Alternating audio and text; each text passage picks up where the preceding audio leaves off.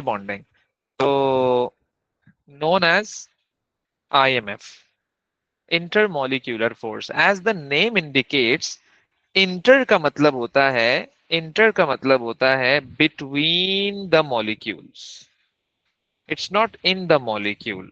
एक तो ये कॉन्सेप्ट है ना इसमें, कि अब मैं आपको ये जस्टिफाई कर दूं कि ये इन द मॉलिक्यूल और बिटवीन द मॉलिक्यूल का क्या मतलब है। Let's talk about water, let's talk about water, कि ये वाटर का स्ट्रक्चर है हमारे पास, ये ऑक्सीजन है, ये हाइड्रोजन है, ओके। और एंड यू नो दैट कि इन पे चार्जेस भी होते हैं, ये पॉजिटिव चार्ज है, ये पॉजिटिव चार्ज है, ये नेगेटिव चार्ज है। This is the formula for water. और इसी तरह का हमारे पास एक और भी फॉर्मूला है, इसी तरह का हमारे पास एक और भी फॉर्मूला है, कुछ ऐसे करके, सही है जी। तो अब अगर आप देखें इसमें, तो यहां अट्रैक्शन हो रही है, कहां, यहां। This is the attraction, this is the attraction. ये भी किसी को अट्रैक्ट कर रहा होगा, ये भी किसी को अट्रैक्ट कर रहा होगा, ये भी कर रहा होगा, और ये भी कर रहा होगा। बात समझ आ रही है आपको? तो ये जो मैंने डॉटेड लाइंस बनाई है ना, ग्रीन वाली जो डॉटेड लाइंस मैंने बनाई है ना, you know this is called IMF, you know this is called IMF। और ये जो आपको लाइन नजर आ रही है ब्लू वाली, ये ब्लू, ये ब्लू, ये ब्लू, ये ब्लू, ये ब्लू, ये क्या है? ये क्या है? ये कोवेलेंट बॉन्डिंग है। ये कौन सी बॉन्डिंग है? कोवेलेंट बॉन्डिंग है। तो जो कोवेलेंट बॉन्डिंग होती है ना, वो इन द मॉलिक्यूल होती है। देखो ये आपके पास पूरा एक वाटर मॉलिक्यूल है, लाइक दिस इज H2O। तो इसके अंदर जो है वो कोवेलेंट बॉन्ड है, इसके अंदर जो है वो कौन सा बॉन्ड है? वो कोवेलेंट बॉन्ड है। और जो वो अट्रैक्शन दो मॉलिक्यूल को जो अटैच करके रखती है, उस अट्रैक्शन को हम क्या कहते हैं? IMF, intermolecular force. इंटर मतलब बिटवीन, मॉलिक्यूलर मतलब मॉलिक्यूल, और उनके बिटवीन जो फोर्स ऑफ अट्रैक्शन है, intermolecular force of attraction, so between the two molecule. तो ये पहले तो आप डिफरेंस अच्छी तरह से समझ लो कि कोवेलेंट बॉन्ड में और इंटरमॉलिक्यूलर फोर्स में क्या डिफरेंस है। और दूसरी बात अगर मैं आपको ये बताऊं, तो याद रखिएगा कि जो इंटरमॉलिक्यूलर फोर्स होती है ना, वो वीक होती है as compare to covalent, okay. Intermolecular force weak होती है as compare to the covalent, याद रखिएगा ये बात। तो अब मैं यहां मेंशन कर देता हूं कि IMF, IMF is weaker than, is weaker than covalent, is weaker than covalent। ये छोटी सी एग्जांपल देता हूं आपको। भाई वाटर का फॉर्मूला क्या है? H2O है ना, यानी कि ये है ना, ये है ना वाटर का फॉर्मूला। मैं आपको कहता हूं कि भाई आप ना इसको यहां से ब्रेक डाउन करो। You are suppose to break down hydrogen and oxygen, okay. You are suppose to break down hydrogen and oxygen. तो हाइड्रोजन और ऑक्सीजन तो दोनों covalently bonded with each other है, कोवेलेंटली बॉन्डेड है दोनों। कोवेलेंट बॉन्ड को break down करना is not so much easy. A lot of energy is required. A lot of energy is required, okay, to break down this hydrogen and oxygen. लेकिन अगर आपके पास ऐसा molecule एक और भी हो, लाइक H2O, H2O, इन दोनों ने एक दूसरे को अट्रैक्ट किया हुआ है, अब आप इसको ब्रेक डाउन करोगे, दिस इज वेरी इजी। हम करते भी है ना। Let's suppose water is liquid at room temperature. When you provide heat, when you provide heat, so water molecule will remain the water molecule, but it would be changing from liquid to gas, liquid to vapors। water vapor क्या है? It's also the water, it's also H2O, but the distance between the molecule will increase, the distance between the molecule will increase। क्यों?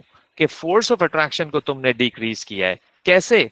आपने उसको temperature provide किया है, आपने उसको heat provide की है। उस हीट प्रोवाइड करने से, उस हीट प्रोवाइड करने से क्या होता है कि वो अट्रैक्शन वीक हो जाती है। यानी मैं इस अट्रैक्शन की बात कर रहा हूँ, यानी मैं इसकी बात कर रहा हूँ, यानी मैं इसकी बात कर रहा हूँ, यानी मैं इसकी बात कर रहा हूँ। तो जब वो अट्रैक्शन वीक होती है, तो अब आपका वाटर मॉलिक्यूल लिक्विड नहीं रहेगा, बल्कि अब वो क्या हो जाएगा, गैस में कन्वर्ट हो जाएगा। अब वो क्या हो जाएगा, गैस में कन्वर्ट हो जाएगा। तो ये होता है कि यार कि आप जो है वो इंटरमॉलिक्यूलर फोर्स को ब्रेक डाउन कर रहे हो। ओके, तभी तो बॉयल करना इज इजी, बॉयल करना इज इजी। लेकिन लेकिन उनकी अट्रैक्शन को, यानी उनके कोवेलेंट बॉन्ड को ब्रेक डाउन करना, ये बड़ा मुश्किल है। अगर कोई मुझे कहे कि आप वाटर में से ऑक्सीजन और हाइड्रोजन को अलग कर दो, तो ये बहुत मुश्किल है, बहुत मुश्किल है, बहुत एनर्जी लगानी पड़ेगी। क्योंकि कोवेलेंट बॉन्ड है ना, वो तो केमिकल बॉन्ड है, वो तो स्ट्रॉन्ग बॉन्ड है। हाँ, अगर आपने सिर्फ जस्ट वाटर को बॉयल करना है, इन शॉर्ट लिक्विड को गैस बनाना है, इन शॉर्ट लिक्विड को गैस बनाना है, तो आप थोड़ी सी एनर्जी प्रोवाइड कर दो। तभी तो वाटर का बॉइलिंग पॉइंट 100 डिग्री सेल्सियस है। वाटर का बॉइलिंग पॉइंट 100 डिग्री सेल्सियस है। तो बड़ी आसानी से बॉयल हो गया वो 100 डिग्री सेल्सियस पे। क्यों? कि वो जो आईएमएफ थी वो ऑलरेडी वीक होती है, तो आपने थोड़ी सी एनर्जी प्रोवाइड की, वो force of attraction break down हो गई। तो तभी हमारा जो टॉपिक है वो है आईएमएफ, इंटरमॉलिक्यूलर फोर्स। ये डील ही सिर्फ किससे करता है, जो बिटवीन द मॉलिक्यूल्स होते हैं। हमारे पास एक और एग्जांपल है, अ, इसकी डिटेल पहले मैं यहाँ लिख दूं, आप नोट डाउन करते रहिएगा कि when water is heated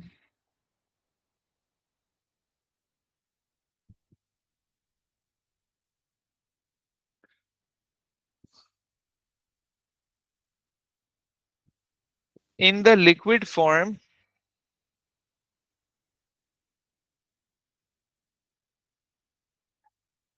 they are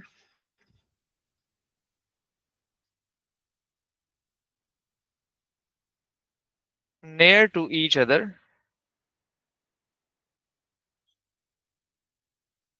They are near to each other, and IMF is higher,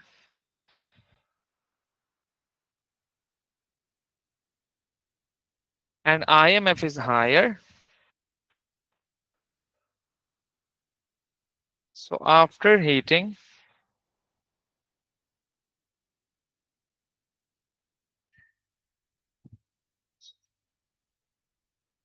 IMF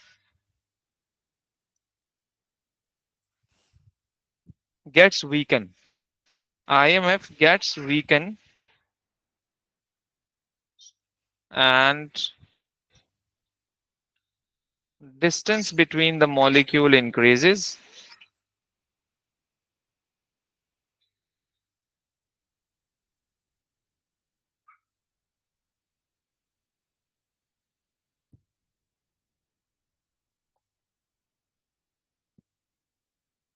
Distance between the molecule increases.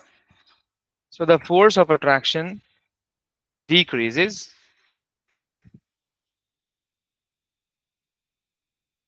So IMF decreases.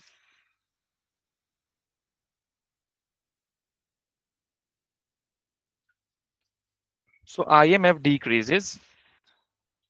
तो हम कहेंगे फाइनली, जब सारी की सारी आईएमएफ आपकी वीक हो जाएगी, सारी की सारी आईएमएफ जब आपकी वीक हो जाएगी, इसका मतलब ये होगा कि अब आपका वाटर वो लिक्विड फॉर्म में नहीं रहा, अब वो क्या बन गया है, गैसियस फॉर्म में कन्वर्ट हो गया है।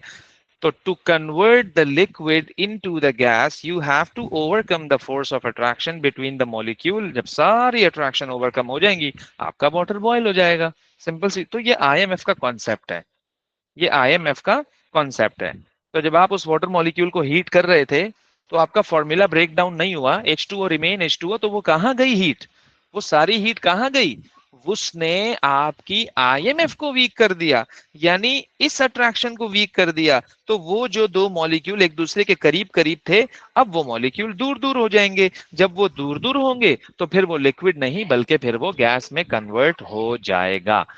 ये है मोस्ट इंपॉर्टेंट पॉइंट इसका। एक बात, दूसरी बात ये के आईएमएफ कहाँ कहाँ होती है। देखो आईएमएफ जो है ना बेटा, आयोनिक बॉन्ड के बीच में तो कभी भी नहीं होती है। अगर कोई मुझे कहे NaCl के बीच में आयोनिक आईएमएफ है, लाइक लाइक दैट, तो this is completely wrong. This is completely wrong. एक तो मैं आपको बात बताऊं कि जो आयोनिक होता है ना, जिसमें आयोनिक बॉन्ड होता है, जिसमें आयोनिक बॉन्ड होता है, वो उसको हम मॉलिक्यूल नहीं कहते। आयोनिक बॉन्ड किस में होता है? कंपाउंड्स में होता है। किस में होता है? कंपाउंड्स में होता है। आयोनिक बॉन्ड कंपाउंड्स में होता है। ओके। तो इसका तो नाम में ही मॉलिक्यूल आ रहा है। इसके तो नाम में ही मॉलिक्यूल आ रहा है, मॉलिक्यूलर, इंटर मॉलिक्यूलर। तो मॉलिक्यूल पता है कब आता है? जब आपके पास कोवेलेंट बॉन्ड होता है। आई एम रिपीटिंग, मॉलिक्यूल कब आता है? जब आपके पास कोवेलेंट बॉन्ड होता है। तो मैं स्पेसिफाई कर दूं यहां पर, मैं स्पेसिफाई कर दूं यहां पर कि ओनली एग्जिस्ट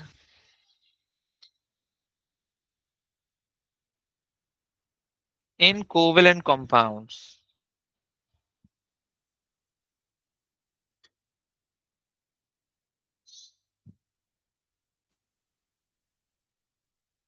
और नॉन मेटल्स।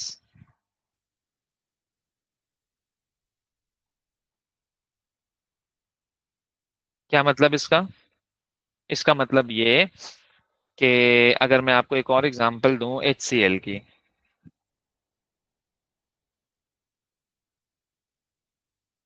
तो HCl को अगर आप देखो, तो HCl का एक मॉलिक्यूल ये है, HCl का एक और मॉलिक्यूल ये है, और HCl का एक और मॉलिक्यूल ये है। ये इनके चार्जेस हैं।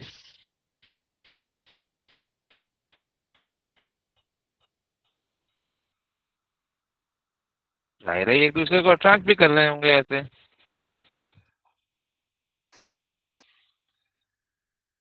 ये किसी और को कर रहा होगा, ये किसी और को कर रहा होगा। ऐसे ही है ना भाई, oppositely, opposite ions attract each other, opposite ions attract each other. Okay जी। तो अब आप मुझसे पूछो कि सर ये जो अट्रैक्शन आपने बनाई है डॉटेड लाइन से, ये क्या है? तो मैं कहूंगा ये भी आईएमएफ है। तो सर आपने तो कहा था आईएमएफ आयोनिक के बीच में नहीं होती है, तो ये तो आयोनिक है भाई। अगर कुछ लोग ये सोच रहे हो, मैं पूछूं क्यों आयोनिक है भाई, आपने कैसे कहा आयोनिक है? आप बोलोगे सर इसके ऊपर तो चार्जेस हैं। तो देखो ये जो मैंने चार्ज लगाया है ना, मैंने इसके साथ एक सिंबल लगाया है, ये वाला। कौन सा वाला? ये वाला। कौन सा वाला? ये वाला। ये वाला। इसका मतलब पता है क्या होता है? पार्शियल। इसका मतलब क्या होता है? पार्शियल। मैं ज्यादा पार्शियल की डिटेल में नहीं जाना चाह रहा। द थिंग इज कि you must know the partial sign is used only for the covalent compounds. अगर कोई NaCl के ऊपर यूं लिखेगा ना, it's completely wrong. It's completely wrong, क्योंकि NaCl is not a covalent, it's an ionic. और आयोनिक का कैसे पता लगेगा? जब आपके पास मेटल्स और नॉन मेटल्स होंगे, है ना? तो sodium is a metal, sodium is a metal. तो जब भी किसी कंपाउंड में मेटल होगा वो तो आयोनिक होगा, और आयोनिक अगर आ जाए तो आपको ये वाला सिंबल लगाने की जरूरत नहीं है। तो तो आयोनिक में आईएमएफ एग्जिस्ट करता ही नहीं है, वो तो कोवेलेंट में करता है। वो तो कोवेलेंट में करता है, जैसे कि HCl कोवेलेंट है, दोनों नॉन मेटल्स हैं। HCl क्यों कोवेलेंट है? क्योंकि दोनों नॉन मेटल्स हैं। तो दोनों नॉन मेटल्स होंगे तो ऑब्वियसली इसमें आईएमएफ भी एग्जिस्ट कर रहा होगा। ओके।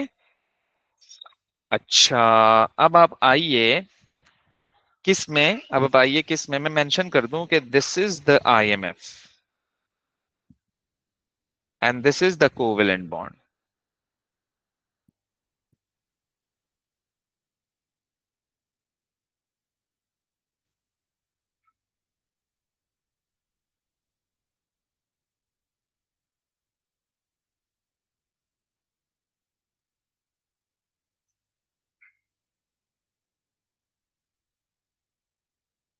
ओके। अच्छा,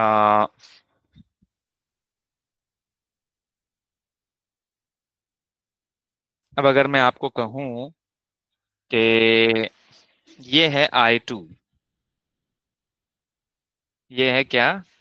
I2, आयोडीन। अब ये भी कोवेलेंट है, ये भी क्या है? कोवेलेंट है। क्योंकि ये भी नॉन मेटल है। क्योंकि ये भी क्या है? नॉन मेटल है।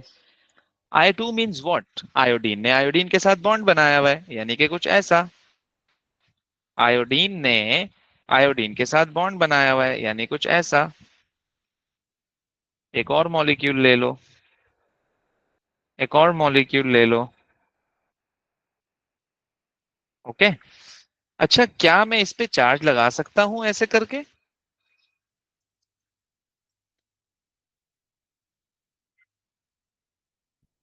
क्या मैं इस पे ऐसे चार्ज लगा सकता हूं?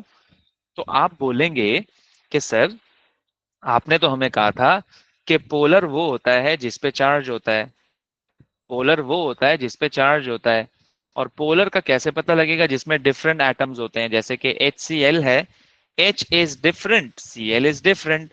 जैसे कि H2O है, H is different, O is different. जैसे कि NH3 है, N इज डिफरेंट, H। अगर डिफरेंट एटम्स होंगे, अगर डिफरेंट एटम्स होंगे तो आप चार्ज लगाओगे। जब सेम एटम्स होंगे तो आप चार्ज नहीं लगाओगे, याद रखना। तो ये तो सेम सेम एटम्स हैं, ये तो सेम सेम आई, ये तो सेम सेम एटम्स हैं, तो मैंने चार्ज क्यों लगाया? मैं इसकी एग्जांपल देता हूं आपको। एग्जांपल इसकी ये है कि जब आप अकेले बैठे हो, जब आप अकेले बैठे हो, ना आपका मूड अच्छा है ना बुरा है, न्यूट्रल हो आप न्यूट्रल हो बिल्कुल, है ना? ना खुशी ना गम, ना हंसी ना रोना। आप अकेले हो, साथ में कोई है ही नहीं। देखो, एनवायरनमेंट बनता है लोगों से, एनवायरनमेंट बनता है लोगों से। लोग होंगे तो एनवायरनमेंट होगा, लोग नहीं होंगे तो एनवायरनमेंट कहाँ से आ गया फिर? है भाई। तो जब आयोडीन अकेला होता है ना, जब आयोडीन अकेला होता है ना, you are not suppose to write down the charges that is positive and negative, जब वो अकेला है। जब वो अलोन है, यू, तो ना मूड अच्छा ना मूड बुरा, इट्स न्यूट्रल। लेकिन जब दो आयोडीन के मॉलिक्यूल एक दूसरे के पास आते हैं, जैसे आपके पास कोई ऐसा शख्स आ गया कि जो इंतहाई शरारती हो, कभी वो क्या कर रहा है, कभी वो क्या कर रहा है, कभी वो क्या कर रहा है, तो आप एक टाइम तक तो बेयर करोगे, फिर आपको गुस्सा आएगा। गुस्सा क्यों आया? क्योंकि कोई दूसरा बंदा आपके सामने आया। बात समझ आ रहे हो? तो एनवायरनमेंट क्रिएट हो गया एक। तो याद रखिएगा कि जब भी आपके पास दो आयोडीन के मॉलिक्यूल्स होते हैं ना, अब जाहिर है ये भी कोई एलिमेंट है, इसमें भी इलेक्ट्रॉन होंगे, कितने भी होंगे तो सही ना। ग्रुप 7 में है, आउटर शेल में 7 इलेक्ट्रॉन्स होंगे इसके। जो भी एलिमेंट ग्रुप 7 में होता है, उसके आउटर शेल में कितने इलेक्ट्रॉन होते हैं? उसके आउटर शेल में 7 इलेक्ट्रॉन्स होते हैं। ओके। तो जब ये दो एटम्स, दो मॉलिक्यूल्स एक दूसरे के करीब आएंगे, कैसे करके, जरा देखिएगा। ये इसके करीब आया आया आया आया, ये भी इसके करीब आया, ऐसे करके आया। अब जब ये नेयर टू ईच अदर होंगे ना, तो ये देखो नेचुरल सी बात है, बिल्कुल नेचुरल सी बात है कि उनके इलेक्ट्रॉन्स एक दूसरे को रिपेल करना शुरू कर देंगे। भाई जब तक दूर दूर है तो कोई मसला थोड़ी है, no repulsion, everything is stable, there is no charge, nothing. लेकिन जब वो दो आयोडीन के मॉलिक्यूल करीब आए, so they started repulsion, they started repulsion. कैसी रिपल्जन? उनके इलेक्ट्रॉन्स की आपस में रिपल्जन। तो रिपल्जन के वजह से उन पे चार्ज आ गया। रिपल्जन की वजह से क्या आ गया? चार्ज क्रिएट हो गया, दैट इज पॉजिटिव और नेगेटिव। लेकिन ये टेम्पररी चार्ज है, ऐसे नहीं है कि मतलब कयामत तक ही ये चार्ज रहेगा। नहीं नहीं नहीं नहीं नहीं नहीं, ऐसा मत सोचिएगा। परमानेंट चार्ज पता है किस पर रहता है? हमेशा इस HCl पर। डिफरेंट है ना, डिफरेंट है ना ये तो, ये परमानेंट है। भाई ये चार्ज आया क्यों था? जब आपने दो आयोडीन को करीब किया था। भाई आप दूर कर लो, दोबारा दोबारा चार्ज हट जाएगा। भाई आपका मूड कब खराब हुआ? जब कोई आया। आप अकेले हो जाओ, दोबारा दोबारा उस कंडीशन में चले जाओगे। ऐसे ही जब आपने आयोडीन मॉलिक्यूल को नियर टू ईच अदर किया, जब आपने आयोडीन मॉलिक्यूल को नियर टू ईच अदर किया, तभी तो चार्ज आया। तो हम इसको कहते हैं टेम्पररी डायपोल। डाई का मतलब टू, पोल का मतलब चार्ज, डायपोल, डायपोल। तो डायपोल कब आया? जब दो मॉलिक्यूल करीब आए। तो इसको पता है क्या कहते हैं? चार्ज था नहीं, आ गया। चार्ज था नहीं, आग। इसके लिए हम एक टर्म यूज करते हैं, इंड्यूस। आपने फिजिक्स में भी पढ़ा होगा, इंड्यूस्ड करंट। इंड्यूस करंट का क्या मतलब होता है कि भाई लेट सपोज मैं जो है ना, वो पानी की मोटर मैंने चलाई, ओके, और उसकी जो वायर थी, उसकी जो वायर थी उसमें कट लगा हुआ था, मेरा गलती से हाथ लग गया और मुझे करंट लगना शुरू हो गया। जाहिर है अब मुझे कोई छुटवाने आएगा, जब कोई खींचेगा, धक्का लगाएगा, अगर मेरा हाथ भी किसी ने पकड़ लिया ना तो उसको भी करंट लग जाएगा। बात समझो जरा। तो तो वो जो बिजली का तार था उसने मेरे अंदर करंट को इंड्यूस कर दिया, पैदा कर दिया। इंड्यूस करंट इसे कहते हैं हम। ऐसे ही चार्ज था नहीं, लेकिन आ गया तो इंड्यूस हो गया चार्ज। चार्ज क्या हो गया? चार्ज इंड्यूस हो गया। तो चार्ज इंड्यूस क्यों हुआ भाई? तो मैं तुमसे पूछूं, तुम्हारा मूड क्यों खराब हुआ था यार दूसरे की वजह से? ओके। इसी तरह से आयोडीन का मूड भी खराब हो गया। जब आयोडीन का मूड खराब हो गया तो उसके पास पॉजिटिव और नेगेटिव चार्जेस हो गए उसके ऊपर। अब फायदा क्या मिला आपको? जैसे ही चार्जेस आ गए ना, अब वो एक दूसरे को अट्रैक्ट करना शुरू कर देंगे। तभी तो आयोडीन सॉलिड होता है रूम टेम्परेचर पर, क्योंकि अट्रैक्शन होती है ना भाई। अगर अट्रैक्शन ना हो तो वो सॉलिड क्यों हो? एक बड़ी सिंपल, बिल्कुल सिंपल सा फिनोमेना है ना, कि अगर अगर वो उसमें अट्रैक्शन ना हो तो वो सॉलिड क्यों होगा? मेरी बात को समझिएगा जरा। तो कोई तो ऐसी चीज है ना कि उसके सॉलिड होने का रीजन है वो। तो उस फोर्स ऑफ अट्रैक्शन का नाम क्या है? IMF। अच्छा, अब अगर आप हमसे पूछो कि सर व्हाट अबाउट क्लोरीन, आप अगर हमसे पूछो sir what about chlorine, chlorine क्या होता है? Cl NCl, Cl NCl, Cl NCl। Sir इसका क्या ख्याल है? तो तो अगर मैं आपको क्लोरीन की स्टेट बताऊं ना बेटा, तो chlorine is a gas at room temperature. ये क्या बात हुई? क्लोरीन तो गैस है, फिर आयोडीन क्यों सॉलिड है? क्लोरीन गैस है तो फिर आयोडीन क्यों सॉलिड है? देखो, दोनों में आईएमएफ है, मैं मना नहीं कर रहा कि उसमें है उसमें नहीं है, दोनों में आईएमएफ है। लेकिन आईएमएफ किस पे डिपेंड करता है? नंबर ऑफ इलेक्ट्रॉन पे करता है। आईएमएफ किस पे डिपेंड करता है? नंबर ऑफ इलेक्ट्रॉन पे डिपेंड कर रहा होता है आईएमएफ। तो जितने ज्यादा इलेक्ट्रॉन होंगे उतना ज्यादा आईएमएफ होगा, जितना ज्यादा आईएमएफ होगा उतनी ज्यादा फोर्स ऑफ अट्रैक्शन होगी, जितनी ज्यादा फोर्स ऑफ अट्रैक्शन होगी तो फिर वो गैस नहीं होगा, फिर वो सॉलिड होगा। बात समझो जरा। और ये कैसे पता लगेगा कि इसमें ज्यादा इलेक्ट्रॉन है या कम इलेक्ट्रॉन है? आपको पीरियोडिक टेबल गिवन है, वहां से देख लो प्रोटॉन नंबर, तुम्हें वहां से इलेक्ट्रॉन का पता लग जाएगा। बड़ा सिंपल कॉन्सेप्ट है, इसका मुश्किल नहीं है ये। तो पहले मैं इसको जरा लेबलिंग कर दूं इसकी, कि यहाँ कहाँ है इंटरमोलिक्यूलर फोर्स। तो ये जो डॉटेड लाइन देखो, intermolecular force is represented by the dotted lines, remember. ये आगे पीछे भी किसी से कंबाइन हुआ हुआ होगा, हम उसको नहीं लिख रहे, काफी बड़ा स्ट्रक्चर बन जाएगा। तो this is the IMF। This is the IMF। Yes, कोई कुछ पूछ रहा है, बोलो।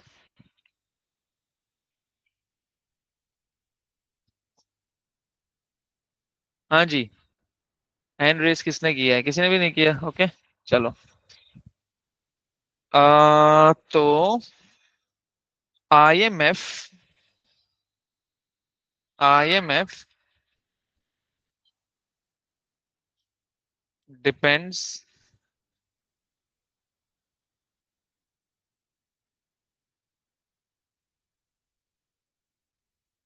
मेरी आवाज आ रही है सबको? ओके। ओके जी। So IMF depends on electron and surface area.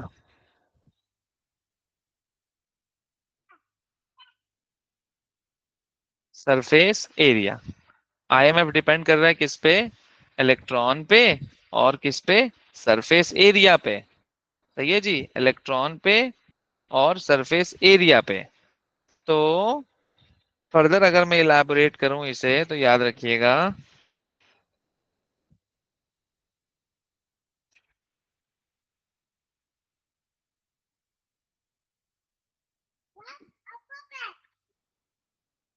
Number of electron अगर ज्यादा है तो IMF भी ज्यादा है। इसी तरह से जो आपका सरफेस एरिया है ना, उसका IMF से क्या रिलेशन है?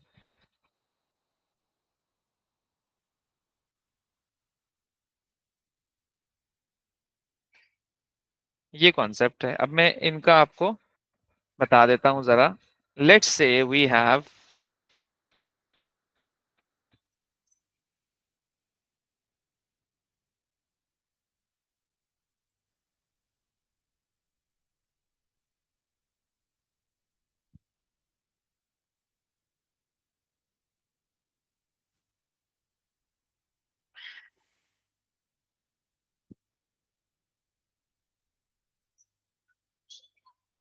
आयोडीन का मुझे प्रोटॉन नंबर याद नहीं है। तो क्लोरीन में टोटल कितने इलेक्ट्रॉन है? 35, 34। और ब्रोमीन में 70। आयोडीन में मैं सपोज कर लेता हूँ 100 होंगे। I2 है। तो as the number of electron increases, as the number of electron increases, तो IMF increases. Remember, as the number of electron increases, as the number of electron increases, so the IMF increases. तो तभी तो chlorine gas है eight room temperature, तभी तो chlorine gas है eight room temperature. और bromine liquid है eight room temperature. Okay. और आयोडीन सॉलिड है एट रूम टेम्परेचर। ओके। क्यों? क्योंकि depends on the strength of IMF। Come strength है, कम अट्रैक्शन है। कम अट्रैक्शन है तो वो गैस है।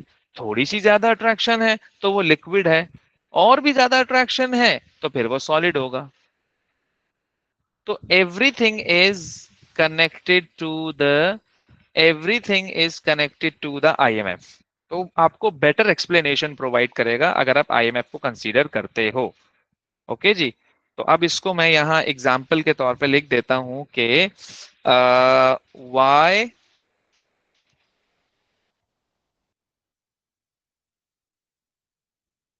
Chlorine is gas and bromine is liquid.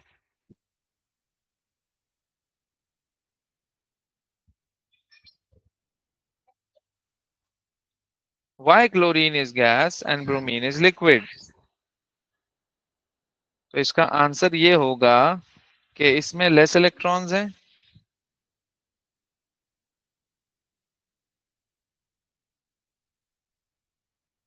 इसमें मोर है।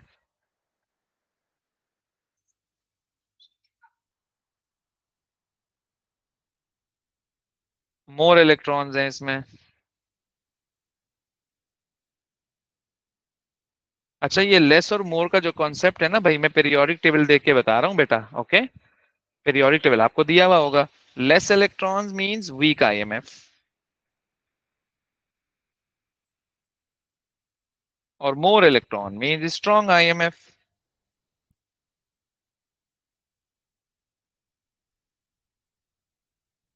सेट है जी। ओके।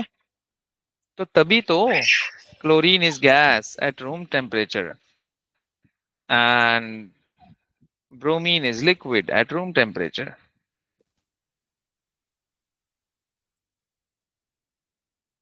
ये रीजन है। किसी भी चीज को आप एक्सप्लेन कर सकते हो यहां से। तो मैंने आपको इंटरमोलिकुलर फोर्स का कॉन्सेप्ट जो है ना वो प्रोवाइड कर दिया है। तो ये कौन सी चीजें आपने कंसीडर करनी है। ओके। अच्छा, अब मैं आपको थोड़ा सा लेके जाऊं ग्रेफाइट के स्ट्रक्चर पर। You know, diamond is hard and graphite is slippery. Diamond is hard and graphite is slippery. क्यों क्यों क्यों क्यों? तो मैं आपको दोनों का स्ट्रक्चर दिखाता हूं। मैं आपको दोनों का स्ट्रक्चर दिखाता हूं, जरा गौर से देखिएगा कि ये आपके पास है डायमंड। ये आपके पास जो स्ट्रक्चर बना हुआ है ना, ये है डायमंड। ओके।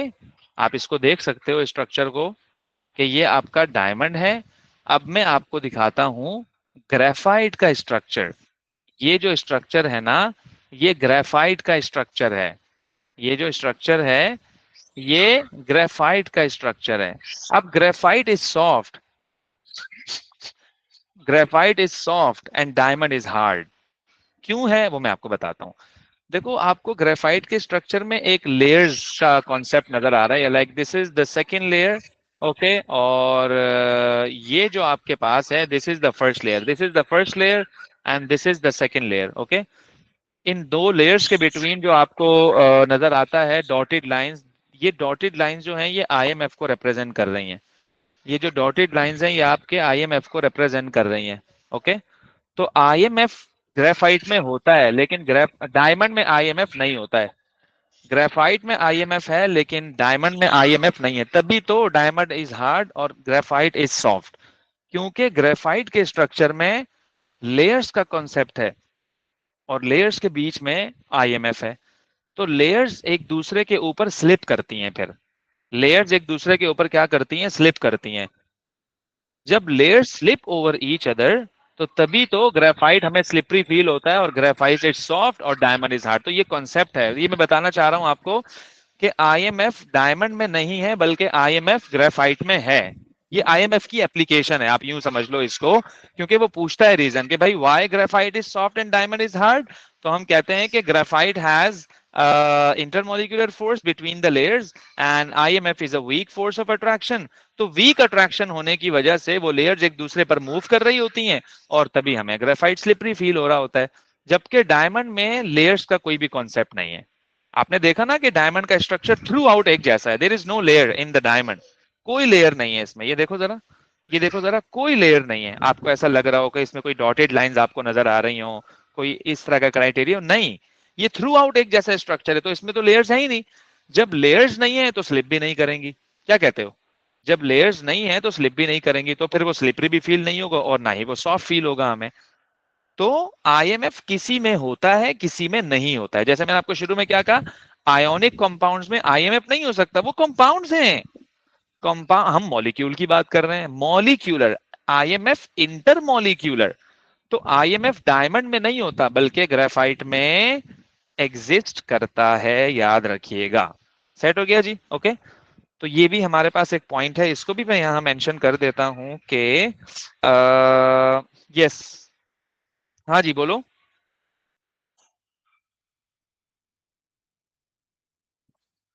अच्छा एक मिनट रुकिएगा जरा, मैं रिस्ट्रिक्शन हटा देता हूँ।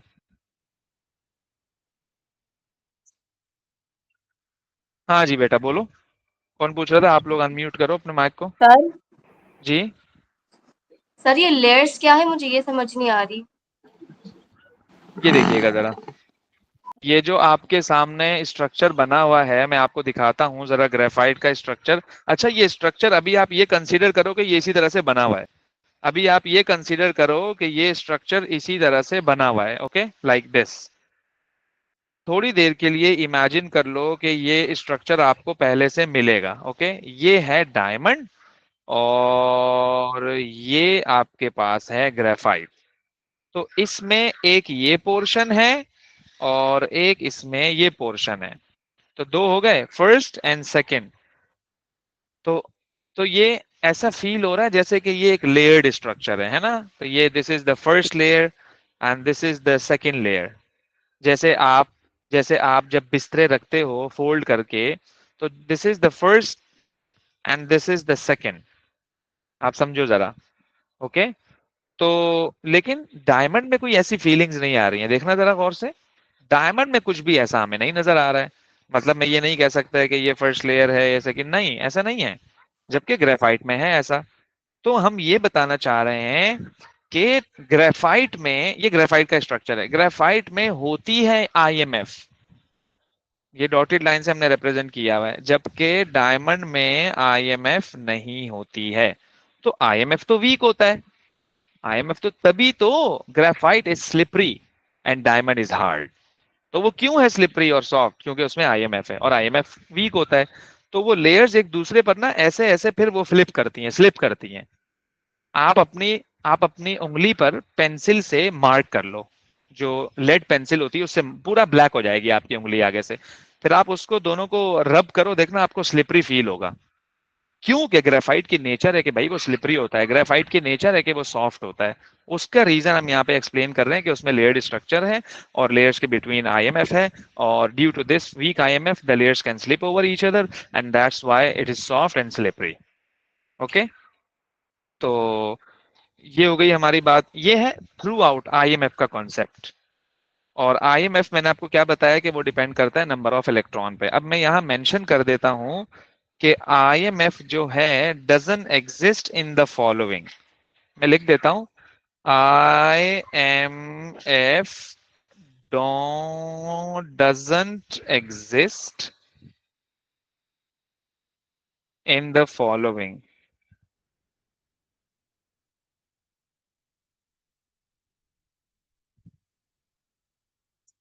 नंबर वन, एक तो ये डायमंड में नहीं होता है,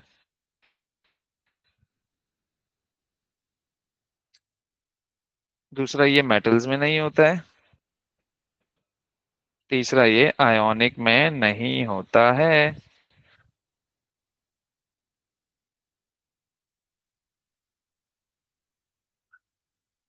ओके जी, तो इसमें आईएमएफ एग्जिस्ट नहीं करता है, तो ये पॉइंट है,